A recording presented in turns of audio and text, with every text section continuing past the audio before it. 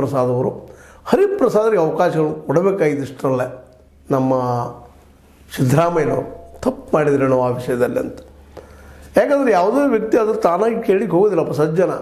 ಇನ್ನು ಅನಿವಾರ್ಯ ಆದಾಗ ಎಲ್ಲ ರೀತಿಯಿಂದಲೂ ಅವ್ರನ್ನ ಹಿಡಿದು ಪ್ರಯತ್ನ ಮಾಡಿದಾಗ ಸಹಜವಾಗಿ ಅವರು ಪ್ರತಿಭಟನೆ ಮಾಡುವಂಥದ್ದು ಒಂದೇನು ಮಾಡುವಂಥದ್ದು ಆಗ್ತದೆ. ಆ ದಿಶೆಯಲ್ಲಿ ಬಿ ಕೆ ಹರಿಪ್ರಸಾದ್ ಅವರು ಸಿದ್ದರಾಮಯ್ಯ ವಿರೋಧವಾಗಿ ಒಂದಿಷ್ಟು ಮನಸ್ಸನ್ನು ಮಾನಸಿಕವಾಗಿ ದೂರ ಸರಿದಿದ್ದು ನಾವು ನೋಡಿದ್ದೀವಿ. ಸಿದ್ದರಾಮಯ್ಯರವರು ಸಹಿತ ಸಹಜದ ತಮ್ಮ ಎದುರಾಳಿಗಳನ್ನ ತಾವು ಹುಟ್ಟಾಕೊಳ್ಳೋದಿಲ್ಲ. ಬಟ್ ಅನಿವಾರ್ಯ ಇರ್ತದೆ ರಾಜಕೀಯದಲ್ಲ.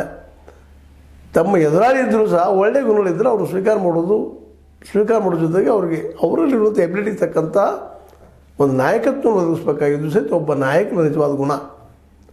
ಮತ್ತು ದಕ್ಷಿಣ ಕನ್ನಡ ಉತ್ತರ ಕನ್ನಡದಲ್ಲಿ ಇಂಥ ನಾಯಕರು ಬೇಕಾಗಿದ್ದಾರೆ. ಒಂದು ಬಿದ್ದ ಸಮುದಾಯದ OBC ಸಮುದಾಯದ ನಾಯಕರು ನಮ್ಮ ಬಿ ಕೆ ಹರಿಪ್ರಸಾದರು ಅಂಥವ್ರನ್ನಲ್ಲಿ ಬೆಳೆಸಲೇಬೇಕಾಗಿದೆ. ಯಾಕಂದರೆ ಇಲ್ಲಾಂದ್ರೆ ಕೋಮುವಾದಿ ವಿಚಾರಧಾರೆಯ ಜನ ಅಥವಾ ಸಂಘ ಪರಿವಾರ ಜನ ಈಗಾಗಲೇ ಕರಾವಳಿ ಜನರ ಮನಸ್ಸಿನ ತುಂಬ ಎಲ್ಲ ಏನು ತುಂಬಿಬಿಟ್ಟಿದ್ದಾರೆ ನಿಮ್ಗೆ ಗೊತ್ತದ. ಎಷ್ಟು ಕೋಮು ಹತ್ಯೆಗಳಾಗ್ತಾ ಇದ್ದಾವೆ, ಏನಾಗ್ತವೆ ನೋಡ್ತಾ ಇದ್ದೀವಿ.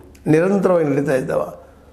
ನೂರಾರು ಜನರ ಅಮಾಯಕರ ಹತ್ಯೆ ಆದಂಗೆ ಆಗ್ಲಿಕ್ಕೆ ತಲೆ ತುಂಬ ಇಲ್ಲದ ವಿಚಾರಗಳು. ಈ ಸರ್ಕಾರಗಳಿಗೆ ನೌಕರಿ ಕೊಡ್ಲಿಕ್ಕೆ ಸಾಧ್ಯ ಇಲ್ಲ, ಬದುಕನ್ನು ಕೊಡ್ಲಿಕ್ಕೆ ಸಾಧ್ಯ ಇಲ್ಲ, ಒಳ್ಳೆಯ ಆಡಳಿತ ಕೊಡ್ಲಿಕ್ಕೆ ಸಾಧ್ಯ ಇಲ್ಲ. ಇಂಥ ಕೆಲಸ ಮಾಡೋದ್ರಲ್ಲಂತೆ ಮುಂದೆ ಕೋಮುವಾದಿಗಳು.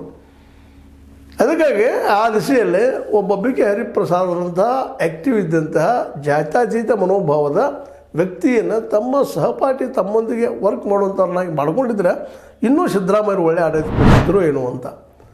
ಯಾಕೆಂದ್ರೆ ವ್ಯಕ್ತಿತ್ವದಲ್ಲಿ ಮತ್ತು ಅದೇ ಕಾಲಕ್ಕೆ ರಾಜಕೀಯ ಒಂದು ಪ್ರಬುದ್ಧತೆಯಲ್ಲಿ ಸಿದ್ದರಾಮಯ್ಯಗಿಂತ ಒಂದು ಕೈ ಮೇಲನ್ನು ಇದ್ದಾರೆ ಅವರು ಬಿ ಕೆ ಹರಿಪ್ರಸಾದ್ ಅವರು. ಆದ್ರೆ ಇವರು ಮಾಸ್ ಲೀಡರ್ ಆಗಿ